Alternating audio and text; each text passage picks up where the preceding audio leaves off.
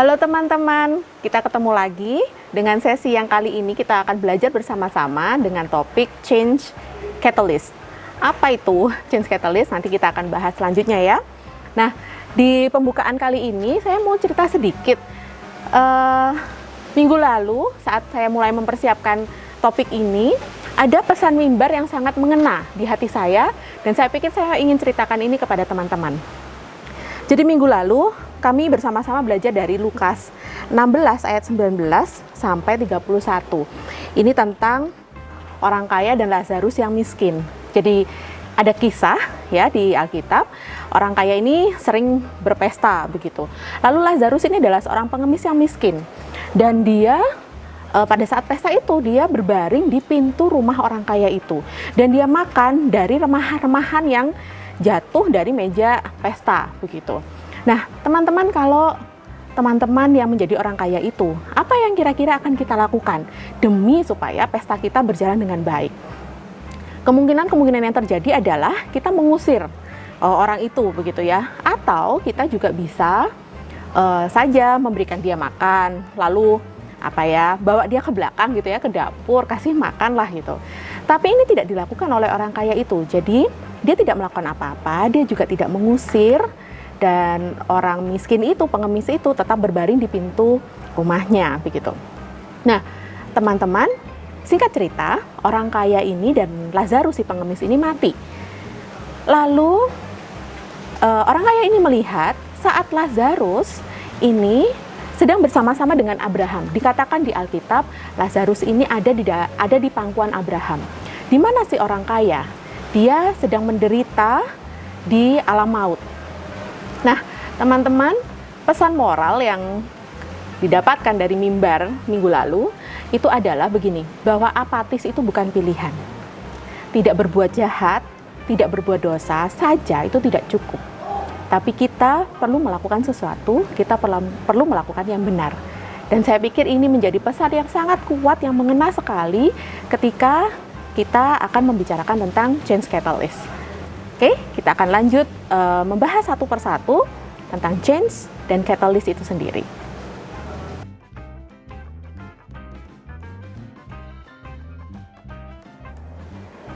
Teman-teman, ada tertulis bahwa perubahan itu adalah sebuah keniscayaan. Jadi tidak ada yang tidak berubah di dunia ini. Nah, satu langkah syarat pertama yang diperlukan sehingga sebuah perubahan itu bisa terjadi adalah awareness. Awareness itu apa? Awareness itu adalah sesuatu yang bisa membuat seseorang itu melihat ada sebuah masalah, melihat ada sesuatu yang kurang pas. Kalau kita nih ya, jalan melewati lorong dengan banyak lukisan begitu. Di lorong itu, puluhan orang lewat, setiap hari melewati bolak-balik. Bisa jadi tidak ada melihat ada yang aneh. Tapi ada orang-orang yang mungkin kita kenal juga, yang begitu pertama kali dia melewati lorong itu, dia akan langsung berhenti, krik krik krik krik gitu ya. Itulah awareness terjadi. Krik krik krik, ada yang salah. Lalu dia akan mendekati, misal nih ya, mendekati benda itu terus menggesernya sedikit. Oh, ternyata miring. Meskipun kemiringannya mungkin cuman 10 derajat gitu ya. Yang orang lain tidak menyadarinya. Awareness, teman-teman. Nah, di scene ini apakah teman-teman ada menyadari sesuatu yang salah? Apakah ada yang dari awal scene ini muncul langsung, loh kok ngono sih gitu. Atau baru sekarang ada yang mulai cari-cari apa yang salah di scene ini? Udah ketemu teman-teman? Ini ya. Saya tidak tahu apakah ada yang sudah menemukannya sejak scene ini dimulai, atau baru menemukan ini, atau baru setelah saya tunjuk ini baru sadar. Itulah awareness, teman-teman. Dan itu sangat diperlukan ketika kita mau membuat perubahan. Nah, orang yang memiliki awareness tinggi itu akan mendapatkan perhatian. Bentuknya bisa berbeda-beda, teman-teman. Misal, kalaupun dia tidak mengatakan apapun dan dia melihat ada yang salah, lalu dia mendatanginya dan dia menggesernya, kalau ada orang yang melihat dia melakukan itu, dia sudah mendapatkan perhatian orang lain. Pasti orang-orang akan bertanya, "Apa sih? Ada apa sih? Oh, miring ta? Kok tadi aku nggak lihat?" Dia dapat perhatian. Atau Orang yang begitu melihat ada sesuatu yang salah, dia langsung bereaksi. Loh, kok miring? Kok bisa sih naruhnya? Tentu saja dia akan mendapatkan perhatian. Nah, teman-teman, awareness yang tinggi itu seringkali diikuti oleh audience, attention dari orang lain, begitu. Jadi kita perlu hati-hati. Ini adalah peran yang sangat penting, tetapi bukan yang terpenting. Nah, teman-teman, kita mau main dulu ya. Mari teman-teman kita sama-sama berdiri. Teman-teman cari pasangan, karena kita akan bermain berpasang-pasangan, ya, berdua-dua. Lalu berdirilah berhadap-hadapan. Sudah? Oke, lanjut ya. Setelah berhadap-hadapan, silahkan mengamati partner yang ada di depan teman-teman. Lihat baik-baik penampilannya. Sudah? Lihat baik-baik ya, nggak usah ngobrol, nggak usah rame ya. Lihat baik-baik. Sudah? Oke, sekarang teman-teman berbaliklah dan teman-teman akan saling memunggungi ya. Jadi berbaliklah, teman-teman akan berpunggung-punggungan. Oke, sudah? Sekarang sambil tadi saling berpunggungan, teman-teman silakan mengubah salah satu saja penampilan teman-teman. Silakan, apapun, pokoknya dirubah penampilannya. Oke, saya hitung sampai 10 ya.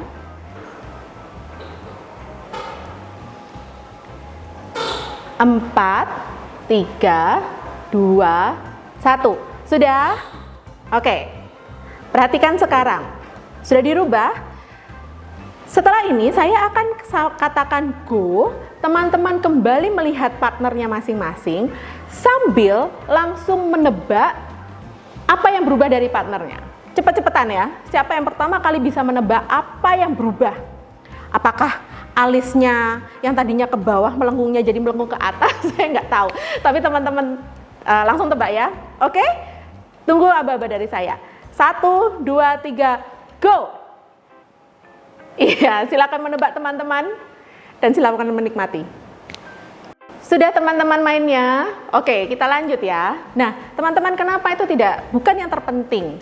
Awareness itu penting tapi bukan yang terpenting. Karena teman-teman, kalau teman-teman hanya spotting masalah yang terjadi di sekeliling kita, sampai di situ saja tanpa melakukan apapun, teman-teman harus ambil nomor antrian dan teman-teman harus bersaing dengan miliaran orang di dunia ini. Karena teman-teman akan ada banyak sekali orang yang dengan sukacita spotting kesalahan di sekelilingnya, di mana saja dia berada, dan hanya melakukan itu saja. Ini kok begini, ini kok begitu, ini kok begini, tanpa melakukan apapun. Nah, teman-teman, ada teman kita yang lagi viral nih. Tahu nggak kira-kira teman-teman siapa dia? Sehubungan dengan awareness ini, Bu Tejo. Oke, langkah kedua, ini Bu Tejo banget teman-teman. Masih ingat kata-katanya Bu Tejo? Mbok yo dadi wong iku sing solutif. Teman-teman, awareness saja tidak cukup. Langkah kedua yang perlu kita lakukan adalah mengambil langkah pertama untuk mengambil tanggung jawab, melakukan sesuatu, memperbaiki apa yang salah. Nah, sekali lagi teman-teman, awareness itu penting. Begitu juga mencari tahu bagaimana untuk menyelesaikannya. Tetapi mencari tahu saja tidak cukup. Untuk membuat perubahan, untuk membuat perbedaan, kita harus action. Nah, ada beberapa step yang kita perlu lakukan untuk take action ini. Yang pertama adalah step up. Yang kedua, take action. Yang ketiga, build konsensus.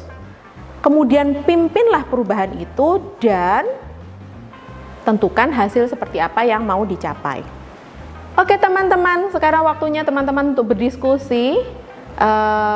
Ini ada 2 pertanyaan yang bisa didiskusikan. Yang pertama, let's be aware.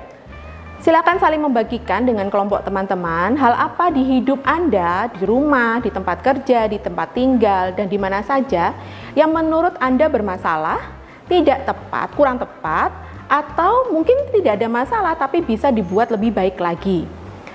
Dan diskusikan lebih lanjut, let's make a difference.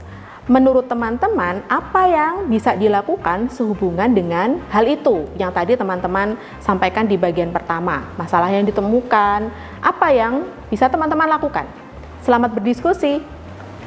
Oke teman-teman, bagaimana diskusinya? Itu tadi sedikit latihan buat kita pribadi untuk kita membangun awareness, untuk melihat apa yang menjadi kebutuhan di sekeliling kita, kemudian belajar untuk menjadi orang yang solutif seperti saran Bu Tejo gitu ya. Nah, teman-teman itu tadi latihan kalau kita sebagai seorang pribadi. Lalu bagaimana kalau kita mau membuat perubahan itu di dalam komunitas kita? Ada sedikit perbedaan yang perlu kita lakukan. Oke, yang pertama adalah awareness tadi. Bukan hanya masalah, tetapi kita harus melihat apa sebetulnya kebutuhan yang ada di dalam komunitas kita. Dan itu kita bisa dapatkan bukan hanya melalui asumsi kita, tapi kita bisa bertanya, kita bisa observasi, atau bahkan kita bisa dapatkan dari cerita orang-orang di sekeliling kita. Lalu yang kedua, ketika kita mencari solusi, saya menyebutnya di sini adalah build a clear vision. Ketika kita mengambil sebuah solusi, sebetulnya kita sedang menaruh sebuah visi tentang apa yang akan kita lakukan begitu. Nah, ketika kita membangun visi ini tadi, teman-teman, ada banyak hal yang perlu kita perhatikan. Yang pertama adalah open-minded. Jadi ada banyak pilihan, ada banyak pertimbangan. Usahakan untuk kita belajar untuk melihat itu dari sisi yang berbeda-beda. Apalagi kalau kita dalam sebuah komunitas begitu ya. Apakah misalnya di sekolah, bagaimana dari sisi anak-anak, bagaimana dari sisi orang tua, bagaimana dari sisi rekan-rekan kerja kita yang lain. Nah, sangat dibutuhkan untuk open-minded itu tadi. Kemudian kita juga belajar untuk bertanya, mencari informasi sebanyak mungkin. Sehingga ketika kita memutuskan solusi ini yang paling tepat, ini kita sudah dapatkan berdasarkan masukan dari banyak pihak. Lalu teman-teman, barulah kita membuat sebuah strategi. Karena visi tadi yang kita sudah bangun, untuk mencapainya kita perlu strategi. Nah, ketika membangun strategi ini juga teman-teman, karena kita ini berurusan dengan hajat hidup orang banyak, kita akan membuat perubahan bukan hanya diri kita pribadi, tetapi orang banyak juga, maka kita perlu mempertimbangkan juga bukan hanya apa yang perlu dilakukan, tapi juga mempertimbangkan apa yang tidak perlu dilakukan. Bahkan mungkin kita bisa membagi teman-teman, divisi yang ini perlu melakukan bagian yang ini saja, divisi yang ini perlu melakukan bagian yang ini saja, yang bagianku yang ini, itu perlu jelas, strateginya harus jelas. Karena kalau kita punya solusi sebaik apapun solusi itu teman-teman, kalau kita nyatakan ke komunitas kita gitu ya, brek gitu, dan orang lihat, wah banyak sekali harus dilakukan, kepanikan itu akan terjadi, begitu. Nah, lalu yang selanjutnya harus kita lakukan adalah mengkomunikasikannya, communicate it. Dan itu harus teman-teman dimulai dengan the why. Bukan what dan how-nya, tetapi why. Teman-teman perlu menyampaikan terlebih dahulu kenapa sih keputusan ini diambil.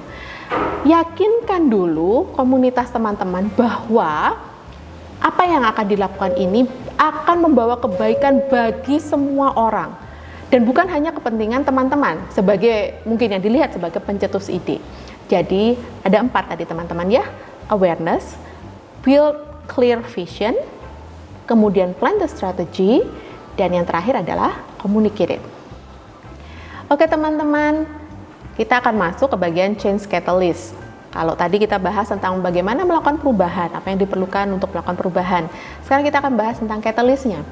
Dalam reaksi kimia, catalyst ini dibutuhkan untuk mempercepat reaksi itu terjadi, begitu. Jadi kayak jalan pintas begitu ya. Nah, ketika kita berhubungan dengan orang banyak, ketika kita menggerakkan banyak orang menjadi penggerak begitu ya, itu bukan hal yang mudah.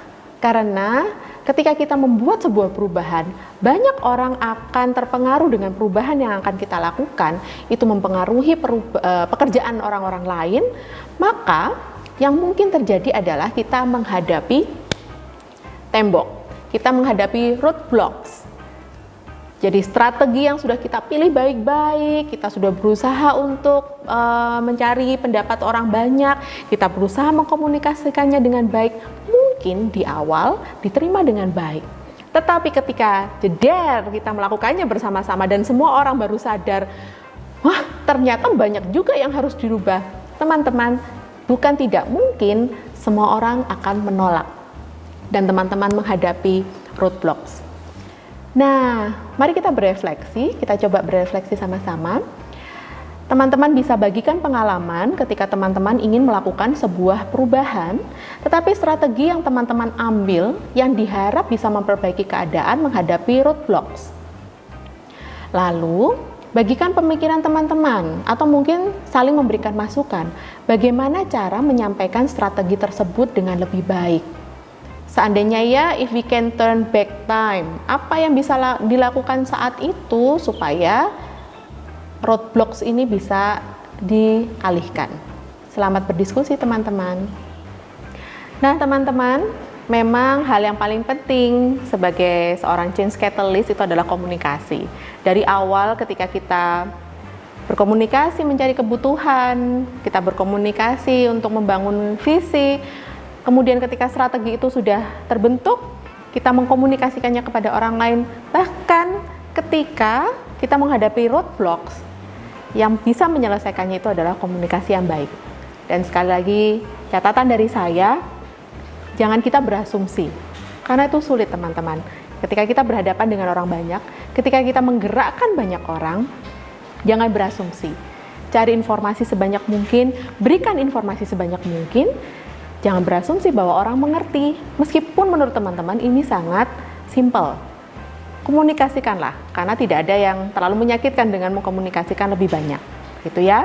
Lalu yang kedua, catatan yang saya mau sampaikan kepada teman-teman adalah excitement. Teman-teman membuat sebuah perubahan, mengajak orang lain untuk berubah, teman-teman perlu menyalurkan excitement itu kepada orang lain. Jangan sampai excitement itu hanya milik teman-teman.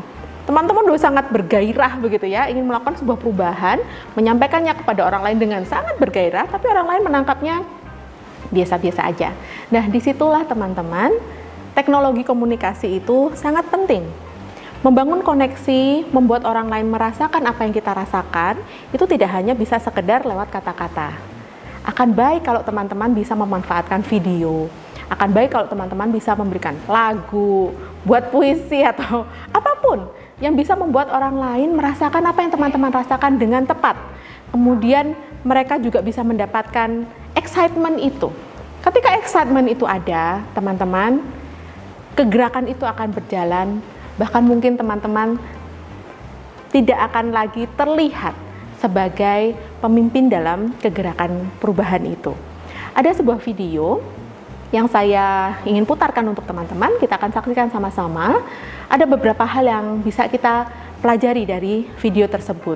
Bagaimana memulai sebuah kegerakan, bagaimana bertahan, bagaimana kemudian ketika excitement itu tertular kepada orang yang banyak sekali, kegerakan itu akan membawa perubahan yang besar, dan teman-teman harus bersiap-siap untuk menjadi yang paling kecil dan yang paling tidak kelihatan.